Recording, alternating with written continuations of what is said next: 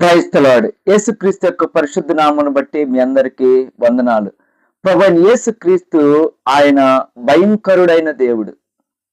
ఆయన యొక్క తీర్పులు, ఆయన యొక్క కోపము, ఆయన యొక్క ఉగ్రత ఎంతో భయంకరమైనది.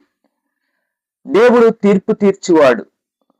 ఆయన యొక్క తీర్పులు పాపము చేయువారి మీద ఆయన తీర్పు తీర్చేవాడుగా ఉంటాడు. చూడండి, ఈ లోకములో అధికారులు, ఈ లోకములో భ్రష్టత్వాన్ని జరిగించేవారు, ఈ లోకంలో చెడుతనాన్ని జరిగించేవారు ఎంతో మంది. వారు ఇప్పుడు చూస్తే వారికి దేవుని యొక్క తీర్పు రానట్టుగా ఉంటది, కానీ వారి మీద దేవుని యొక్క తీర్పు, దేవుని యొక్క కోపము హఠాత్తుగా వచ్చును.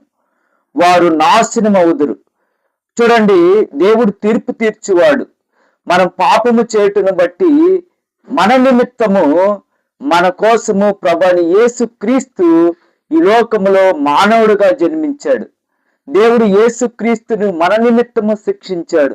మనం పాపము చేసిన వారము, మనము ఎంతో చెడుతనాన్ని జరిగించిన వారు, మనం మరణానికి పాత్రులము. అటువంటి మరణాన్ని, అటువంటి శిక్షను యేసుక్రీస్తు మన నిమిత్తం భరించాడు. యేసుక్రీస్తు మన పాపము నిమిత్తము ఆయన చనిపోయి తిరిగి లేచి ఆయన సజీవుడిగా నిరంతరం జీవించు, యుగ యుగాలు జీవించు దేవుడుగా ఉన్నాడు.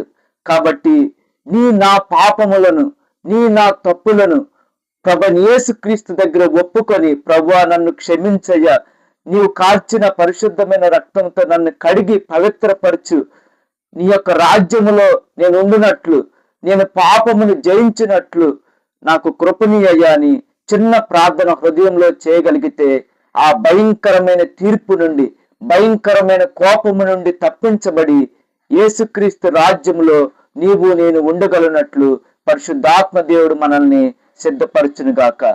Praise the lord.